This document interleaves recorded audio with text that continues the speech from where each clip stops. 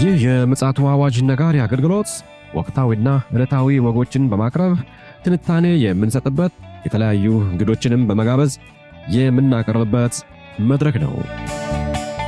መረጃዎችን ያጠናከረ ይዞልን የሚመጣው ፓስተር አለማየሁ ነሙ ሲሆን ፕሮግራሙን የመራና መሰናዶውን ኤዲት በማድረግ ወደ እናንተ የሚያቀርበው ይልቃል አስራት ነው። መልካም ጊዜ። ሰላም ውድ የተከበራችሁ የምፅዓቱ አዋጅ ነጋሪ አድማጮቻችን እንዴት ዋላችሁ? ዛሬ እንግዲህ በዕለተ ዓርብ በድጋሚ ተገናኝተናል። የዓለማችን ወቅታዊ ጉዳይ በመጽሐፍ ቅዱስ ቅኝት እየቃኘን ወደ እናንተ በማምጣት የማንቂያ ደወልን እየደወልን እንገኛለን። መረጃውን ደግሞ እያጠናከረ ይዞልን የሚመጣው ወንድማችን ፓስተር አለማየሁ ነሙ አጠገቤ ይገኛል። ከእርሱ አንደበት እንግዲህ ኋላ ላይ የምንሰማው ይሆናል። ዓለማችን በአሁኑ ሰዓት በከፋ ሂደት ላይ ትገኛለች። ሁላችንንም የሚነካካ ነገር ነው እየተከሰተ ያለው። ይሁንና ይሄ ነገር ደግሞ ሊከሰት ግድ ነውና በዚህ ጉዳይ ላይ ከፓስተር ጋር ምንወያይ ይሆናል። መልካም ጊዜ እንደሚኖረን ተስፋ አደርጋለሁ። ይልቃል አስራት ነኝ ከምፅዓቱ አዋጅ ነጋሪ አገልግሎት።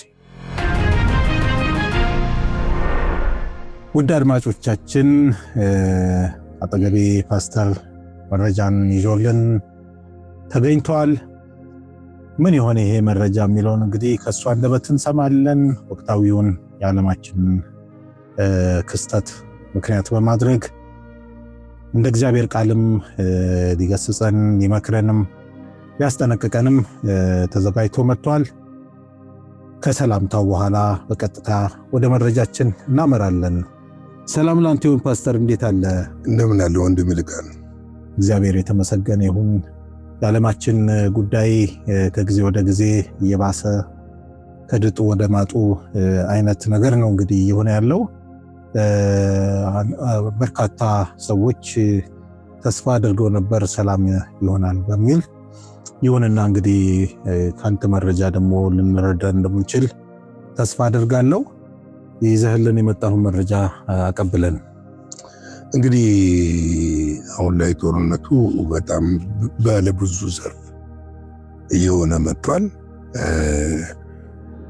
ይህ ጦርነት እንግዲህ በእነዚህ ሳምንታት ውስጥ የማይቆም ከሆነ ምናልባትም የዓለም ኢኮኖሚ በጣም ሊያንሰራራ በማይችልበት መልክ፣ ብዙዎችን ሊጎዳ በሚችልበት መልክ ይዳከማል ተብሎ ሽመደመደው እና ብዙ አክሲዮኖችም እያሽቆለቆሉ ነው ያሉት።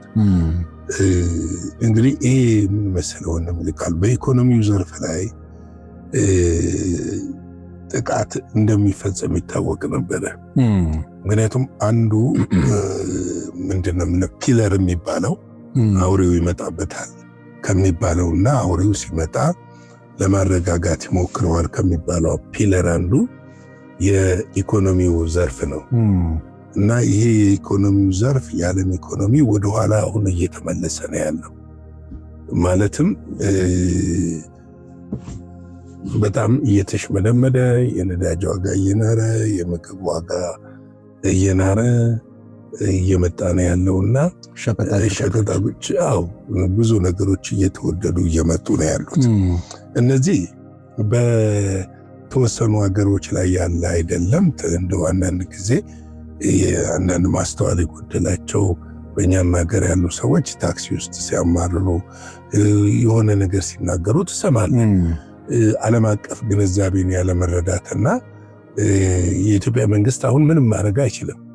ያለውን ነዳጅ አብቃቅቶና ቆጥቦ ይህንን ጊዜ በጥበብ ማለፍ ያስፈልጋል። እና በዚህ ጊዜ ያለ መሪ ጥበብ ይጠይቀዋል። ቻሌንጁ ከባድ ነው። ምክንያቱም ህዝብ ነው፣ ሀገር ነው፣ ኢኮኖሚ ነው። በማይዳከምበት መልኩ ማለት አይቻልም። ነገር ግን በማይጎዳበት መልኩ ይህንን ኢኮኖሚ ተሸክሞ ለመውጣት ጥረት መደረግ አለበት የሚል ነገር አለ። በዓለም ዙሪያ እንግዲህ መሪዎች የተለያዩ ህጎችን፣ ድንጋጌዎችን በተለይ በነዳጅ ዙሪያ ላይ እያወጡ ነው ያሉት። ምክንያቱም ድጎማ አድርገህ የምትሸፍነው ጉዳይም አይደለም እና ከዚህ አንጻር ኢራንም ለተወሰኑ ሀገሮች የሆርሙዝ ሰርጥን ክፍት ለማድረግና ለመደራደር ፈቃደኛ እንደሆነች እየተነገረ ነው ያለው። ይህንን ተከትሎ የቻይና ውጭ ጉዳይ ሚኒስትር በሰጡት መግለጫ ከፓኪስታን ጋር ለማሸናገል እና በተለይ የሆርሙዝ ሰርጥ በሚከፈትበት ኩነት ለመነጋገር ጥረት እያደረጉ እንደሆነ እየተናገሩ ነው ያሉት። ይሄ አንድ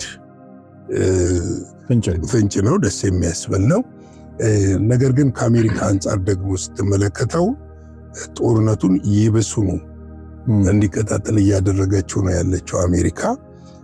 በትናንትናው ዕለት እንግዲህ ምሽት ላይ በነሱ በእኛ ቀን ማለት በእኛ ምሽት በነሱ ቀን ማለት ይቻላል ሌሊቱን አንድ ከፍተኛ ሃይ ብሪጅ የሆነ ብሪጅ ድልድይ ሰብራለች እና ያ ድልድይ መሰበሩ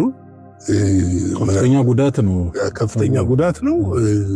ያው አንዳንድ ጊዜ ምንድነው የወታደራዊ እንትኖች የሚጓጓዙበት ከሆነና ወታደራዊ ጠቀሜታ ካለው ያ ነገር ይደረጋል በዓለም ዙሪያ። ነገር ግን እንደ መሰረተ ልማትና እንደ ህዝብ መጠቀሚያ ስታይ ትክክል አይደለም፣ አግባቡም አይደለም እና ጦርነትህ ወታደራዊ ብቻ መሆን አለበት ተብሎ ይታሰባል። እንግዲህ የተባበሩት መንግስታት ድርጅት ህግ አንዱ ከሚወስነው ነገር የሲቪል መሰረተ ልማቶችን አለመንካት፣ አለማውደም እና መጠበቃ ሊደረግላቸው ይገባል የሚል ነው። ሌላው ሲቪሎች በጦርነት ውስጥ ያልታጠቁ ጥበቃ እንዲደረግላቸው ይገባል የሚል ነው። እነዚህ ግን አሁን ከቅርብ ጊዜ ወዲህ በምናያቸው ጦርነቶች እየተተገበሩ አይደሉም እና ስለዚህ እነዚህ ነገሮች ይበልጥ ጦርነቱን እንዳያባብሰው እየተፈራ ነው ያለው። እንደዚሁ ደግሞ ኢራንም መካከለኛው ምስራቅ ያሉትን ሀገሮች አጥቅታለች። ከፍተኛ ጥቃት ነው ያደረሰችው። እነዚህ ጦርነቱ እንግዲህ በዚህ መልክ እየቀጠለ ባለበት የኢራኑ ፕሬዚደንት መሱድ ፔዜሽካን ለአሜሪካ ሕዝብ በጻፉት ግልጽ ደብዳቤ ፕሬዚደንት ዶናልድ ትራምፕ የሚመራው የአሜሪካ መንግስት በመካከለኛው ምስራቅ እየተከተለ ያለውን ፖሊሲ በጽኑ ኮንነዋል።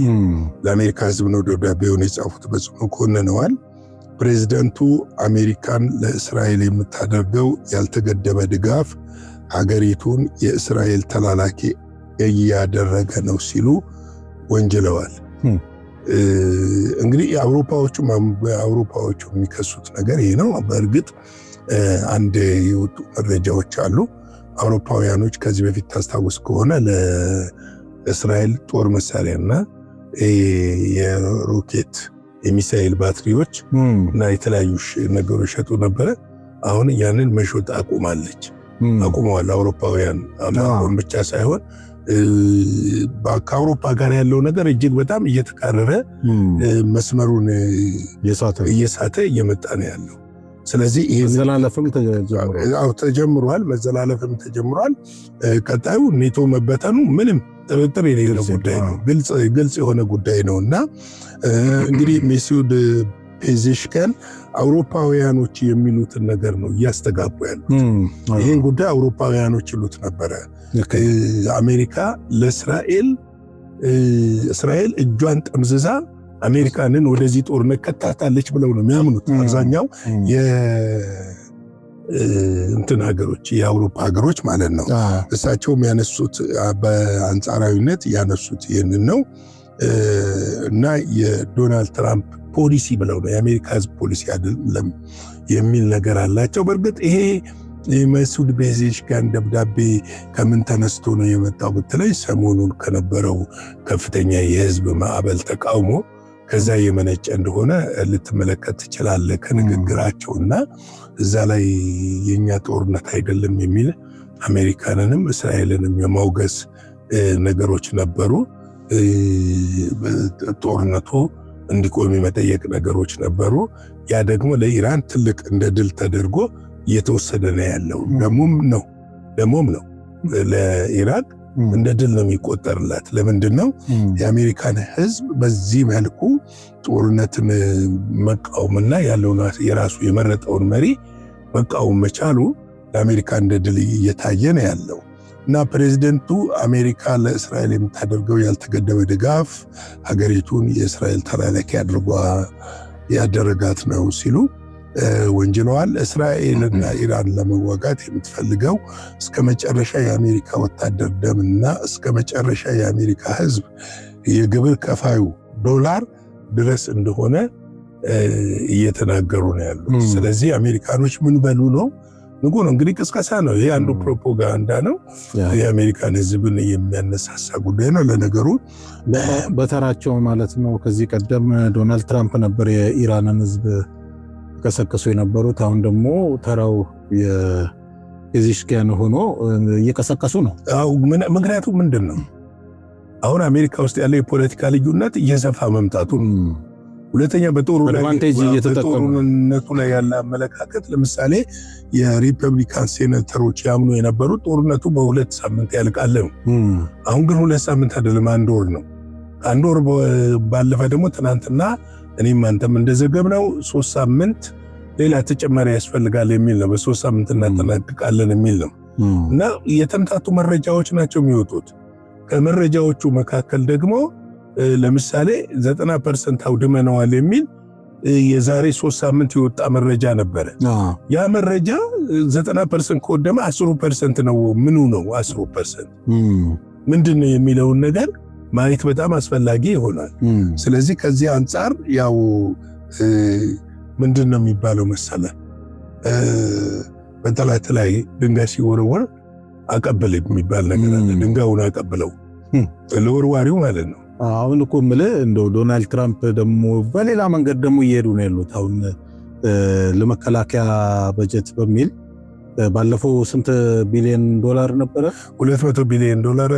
ዛሬ ግን ጠዋት ላይ ያየሁት መረጃ ደግሞ 1.9 ትሪሊዮን ዶላር ለማስፈቀድ መንገድ ላይ ነው። እሱ የመከላከያ በጀት ነው፣ ጀነራል በጀት ነው። አሁን ያለውን የጦርነቱን ግን ምናልባት ይህን ዜና እኛ አልዘገብነውም፣ ከዜና መደራረብ የተነሳ ስላለፍነው ነው። የሚድል ኢስት አገሮች፣ እነዚህ ገልፍ አገሮች ወጪውን መሸፈን አለባቸው ብለዋል። ወደ ማለት ተሸጋገሩ።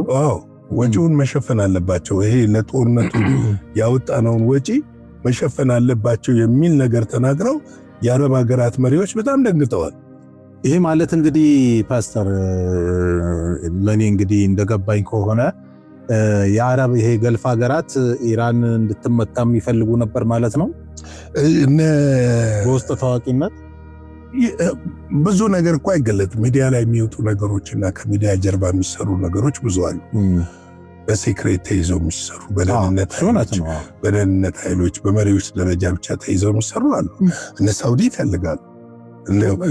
ባህሬንና ኳታር ባይፈልጉም ሳውዲ እና ግብፅ ምናምን ኤምሬት የግብፅን ያን ያህል ባላቅም ኤምሬትና ሳውዲ አረቢያ ግን እነ ኩዌት የሚፈልጉ ይመስለኛል። እንግዲህ ይሄ ነገር እኮ ምን መሰለ፣ አንድ ከዚህ በፊት እኛም የዘገብናቸው ነገሮች አሉ፣ ትንታኔ የሚሰጠንባቸው ነገር አሉ። ምንድነው በቀጠናው ላይ የበላይ ሆኖ መውጣት የሚፈልጉ ጉት አለ። ገብቷል። በወታደራዊም በኢኮኖሚም የበላይ ሆነ ለመውጣት የምትፈልገው ነገር አለ። በኢኮኖሚ የበላይ መሆን ካፈለብህ በወታደራዊና በፖለቲካው የበላይ ሆነ መውጣት አለብህ በቀጠናው ላይ ያንን የበላይ ሆነ ለመውጣት ደግሞ ምንድነው የሚያስፈልግ ስለ የራሱ ወታደራዊ ኃይል ጠንካራ መሆን መቻል አለበት። ኢራን ይህንን ከእስራኤል ባልተናነሰ አልፈዋለች። እንደውም ብዙዎች የሚሉት እስራኤልን አልፋለች ነው የሚሉት በበላይነቱ። ከዚህ ጦርነቱ ከመጀመሩ በፊት በብዙ በጦር መሳሪያም ዝግጅትም በወታደራዊም በምንም ዘጋጅ ትችላለች። ግን ከምን አንጻር መሰለ የሚያስተያይ አሁን ለምሳሌ ኢራን የኢኮኖሚ ጫና ባይደረግባትና ማዕቀብ ባይጣልባት ኖሮ ኒኩለር ከማምረት ወደኋላ አትልም። ግን ኖራትም ይችላል፣ አናውቅም። እሱ እኔ ብዙ ጊዜ እንዳላት ነው የሚሰማኝ። መሬት ላይ ደግሞ ያለው ሊኖራት ይችላል። በእርግጥ መሬት ላይ ያለው እውነት ደግሞ ስናይ የበላይነት አሁን እኔ እዚህ ጋር ትንሽ አቋም ለማሳየት ብዬ ነው። ምክንያቱም ኢራን በዚህ በሳይንሱ ዓለም በፊዚክሱ ጠበብት የነበሩት ሳይንቲስቶች በሙሉ ተወግዷል ተብሎ ነው የሚታሰቡ። እንደገና ደግሞ የጦር አመራሮችን ብትል ምን ይቀራል? እና ይሄ ትልቅ ኪሳራ ነው። ይሄ ሲባል ግን ጥንካሬዋ ምናምን የወረደ ነው ለማለት ሳይሆን አሁን አንተ ያመጣው ነጥብ አለ። ይሄ በመካከለኛው ምስራቅ ላይ የበላይ ሆኖ በኢኮኖሚም በወታደራዊም የበላይ ሆነው መውጣት የሚፈልጉ ሀገራት አሉ። አሁን ለምሳሌ ቱርክ አለች፣ ግብፅ አለች፣ ሳውዲ አረቢያ አለች፣ ራሷ እስራኤል አለች፣ እንደገና ኢራን አለች። እና አሁን ይሄን ሁሉ ለማለፍ ይሄን ሁሉ እርከን ለማለፍ ትችል ነበር ወይ ኢራን? ኢራን የሚያስችላት ነገር ምን መሰለ? ሰፊ የነዳጅ አቅም አላት። ከበስተጀርባዋ ደግሞ በቴክኖሎጂ የሚረዷትና የሚደግፏት ሁለት ኃያላን ሀገሮች አሉ፣ አብረዋት የቆሙ። ለአሁንም ለጦርነቱ ዘልቆ ለመሄድም የነሱ ድጋፍ እንዳለበት ይታወቃል። ትናንትና እንደውም እነ ሳውዲ አረቢያ የነ ቢቢሲ ተንታኝ ሲናገር ምንድነው በጣም ጠንከር ያለ ጥያቄ የሚያስነሳ ነገር ነው።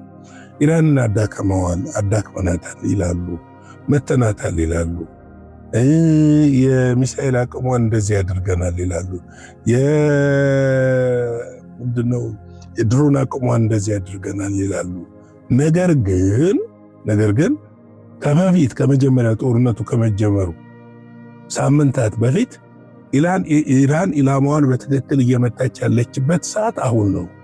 በትክክል በመካከለኛው ምስራቅና በእስራኤል ላይ ጉዳት እያደረሰች ያለችው አሁን ነው እየተባለ ነው። እንደው እዚህ ጋር ላስቆመና ፓስተር ልክ ነህ፣ በጣም ትክክል ነህ።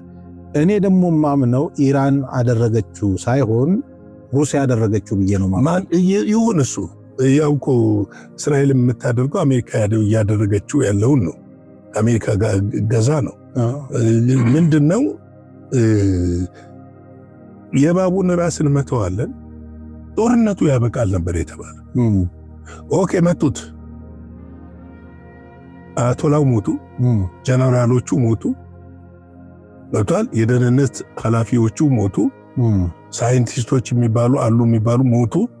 ግን ጦርነቱ አልቆመም። ግን ጦርነቱን አሜሪካ የሆርሙዝ ሰርጥን እንኳን ማስከፈት አልቻለችም። እውነት መናገር ነው የሚያስፈልገው። እውነት ነው። አዎ ማስከፈት አልቻለችም። ይህ ለምንድን ነው ብለህ ስትመለከተው የአንድን አገር ጥንካሬ የሚለካው መሪዎች ሞተው አገሪቱ ጦርነቱን መቀጠል ከቻለች የዛች ሀገር ዜጋ ህዝብ ጠንካራ የሆነ የስነ ልቦና ተገርቷል ማለት ምንም ጥያቄ ነው። ምናልባት አደጋው የከፋ ሲሆን ብዙዎች የሚሉት ምን መሰለን በኢራን ሪፐብሊክ ደረጃ ያለውን ነው ዋና መሪዎች ይግደሉ እንጂ አሁን ጦርነቱን እያካሄዱ ያሉት በክልል ደረጃ ያሉ አመራሮች ናቸው የሚል ነገር አለ። ምንም ጥያቄ የለውም። አሁን አንተ ቅድም ተጠራጥረሃል፣ ኢራን አላት ኒኩሌር ብያምናለሁ ብለሃል። ምናልባትም ገብተዋል አሜሪካና እስራኤል ጠለቅ ብለው ቢሄዱና ሆርሙዝ ሰርጥን ለመያዝ የሚያደርጉት ጥረት እዛ ጋር ደግሞ ሌላ ተቀናቃኝ አለ፣ ቻይናና ሩሲያ አሉ እና አደጋው እየሰፋስ ቢመጣ ኃላፊነት ብቻ ሳይሆን ለምሳሌ አንተ እኮ ጥሪ የምታደርገው ለአውሮፓ ጥሪ ያደረክ፣ ለተለያዩ ሀገሮች ጥሪ ያደረክ ሆርሙዝ ሰርጥን እናስከፍት ሞክረዋል እኮ። አሁን አንድ ያልገባኝ ነገር ልንገር። አሜሪካ በእርግጥ ጦርነት የራሱ ፕሮፓጋንዳ አለው።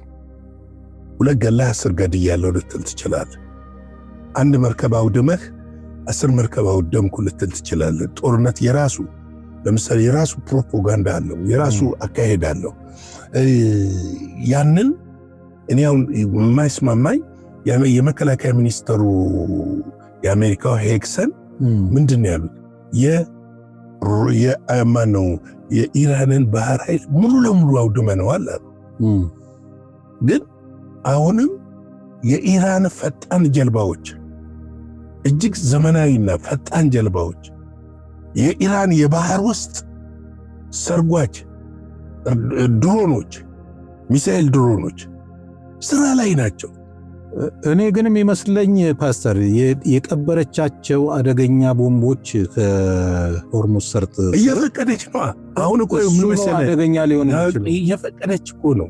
ይፈቅዳ መርከቦች እኮ የተወሰኑ መርከቦች እየወጡ ነው እየቀዱ። ምናልባት ሰርቬስ ብታረግ አቅጣጫ በሰጠችው አቅጣጫስ በኩል ቢያል ሊሆንም ይችላል። እሱ አደገኛ ነው ልልህ። አዎ፣ ግን ምንድነው አሁን ያለው የጦርነቱ አካሄድ ይሄድበት ያለ መንገድ እና አሜሪካ መጀመሪያ ላይ አቀደው እሷ ነው ከገቡበት እጅግ ውስብስብ ነው የሆነ ያለው። ውስብስብ ጥያቄ የለውም እና ስለዚህ የብዙዎችንም ሀገር ደግሞ ኢኮኖሚያቸውን እየጎዳ ነው ያለው። እንግዲህ ፔዜሽካን ኢራን በታሪክ ወረራን ወይም ቅኝ ግዛትን መርጣ እንደማታውቅና በዘመናዊ ቱርክም ጦርነት ጀምሮ እንደማታውቅ አብራርተዋል። ታሪኳም ጦርነቱ ጀምራ እንደማታውቅ አብራርተዋል። ይሁን እንጂ የአሜሪካ በኢራን ዙሪያ እጅግ ግዙፍ ወታደራዊ ኃይል ካምፖችን በማከማቸት በሀገሪቱ ላይ ስጋት እየፈጠረች መሆኑን ገልጸው አሜሪካ ኢራንን እንደ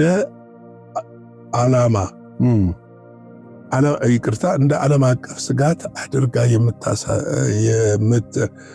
የምታሰላው የራሷን የፖለቲካና የኢኮኖሚ ጥቅም ለማስጠበቅ ጠላት የመፍጠር ፍላጎት ስላላት እንደሆነ ኢራን የምትወስደው እርምጃ ሁሉ ራሷን የመከላከል እንጂ የጥቃት ፍላጎት እንዳልሆነ አጽንኦት ሰጥተዋል። እንግዲህ በመጨረሻም ፕሬዚደንቱ የአሜሪካ ሕዝብ ከሚሰራጩ የተሳሳተ ትረካዎች ወጥቶ እውነታውን እንዲመለከትና ጥሪ አቅርበዋል። አሜሪካ ከኒኩለር ስምምነቱ መውጣቷንና በኢራን ላይ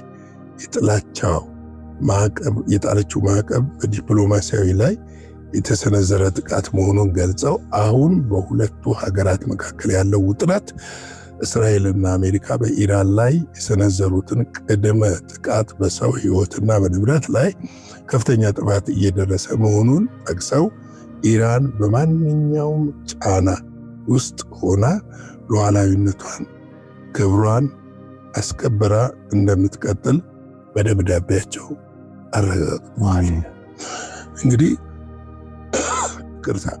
ይህ ጥሪ የተደረገው ለአሜሪካ ሕዝብ ነው። የአሜሪካ ሕዝብ ደግሞ ይህንን ጥሪ በእርግጥ ይህ ጥሪ የመጣው ከሰላማዊ ሰልፍ በኋላ መሆኑ የሚያመለክተው ነገር አለ።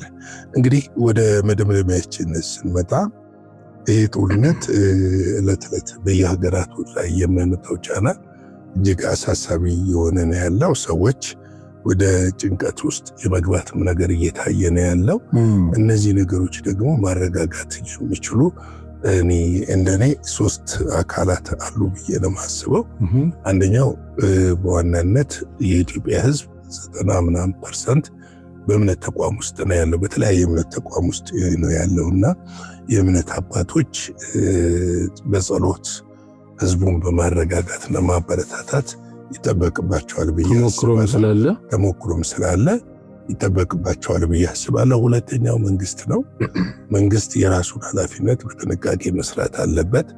በተለይም የነዳጅ ስርጭቱ ከሙስና ከብልሹ አሰራር የጸዳ ሆኖ በተገቢው መንገድ የሀገሪቱን ኢኮኖሚና ጥቅም በማይጎዳ መንገድ መሰራጨትና የሀገሪቱን ኢኮኖሚ እንዳይጎዳ ጥንቃቄ ማድረግ አለበት። ሶስተኛ የሚዲያ ዘርፍ ለህዝቡ አዌር ማድረስ አለበት ብዬ አስባለሁ።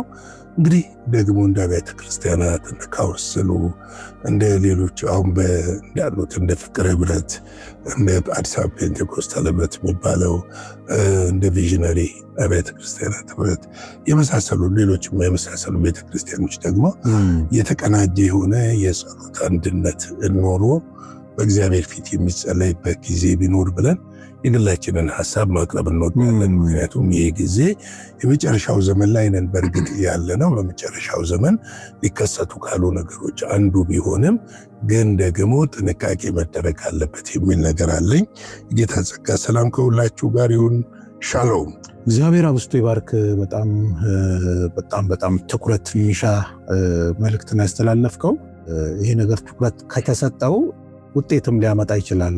ቀደም ብዬ እንደተናገሩ ተሞክሮም እንዳለ ስለሚታወቅ ከዚህ በፊት የዛሬ 4 ዓመት በፊት ወደኋላ ሄድ ብሎ ይሄ የአውራ ጉንፋን የተባለው የኮቪድ በሽታን በምን መልኩ እንደተከላከለን በጣም ግልጽ ስለሆነ ይሄ ትልቅ ኃላፊነትን እና እርምጃን መውሰድ የሚጠይቅ ተግባር ሊሆን ይገባል ብለን እናስባለን።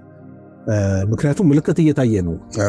እንግዲህ ከትንሽ ጊዜ በኋላ ምናልባት ሰው ወደ ስራ ከመሄድ ወደ ትምህርት ቤት ከመሄድም ተማሪው ሊስተጓጎል ስለሚችል፣ ምክንያቱም የትራንስፖርት ዘርፉ የተስተጓጎለ ስለሆነ፣ ስለዚህ እኛም እንደ ምጽአቱ አዋጅ ነጋሪ አገልግሎት ሚዲያ መልእክታችንን ለሚመለከተው አካል ማስተላለፍ ስለወደድን ነው። ውድ አድማጮቻችን ይሄ ነገር ለብዙዎች ተደራሽ እንዲሆን ሼር እንድታደርጉ፣ ለሚመለከታቸውም አካላት ለመንግስትም ይሁን ለቤተ ክርስቲያን መሪዎች፣ ለካውንስሉ፣ ለአብያተ ክርስቲያናት ህብረት ይሄ መልእክት ተደራሽ እንዲሆን ሼር እንድታደርጉ በጌታ ፍቅር እናሳስባለን። ውድ አድማጮቻችን ለዛሬ አርብ የቀን መረጃችን ይህን የመሰለ ነው። በምሽቱ ደግሞ በሌላ መረጃና መልእክት ተመልሰን እንመጣለን። እስከዚያው ድረስ ሻሎም። ለዛሬ ይዘን የመጣነው ወቅታዊ መረጃ ይህንን ይመስል ነበረ። በሌላ ጊዜ በሌላ መሰናዶ እስከምንገናኝ ሰላም ለእናንተ ይሁን።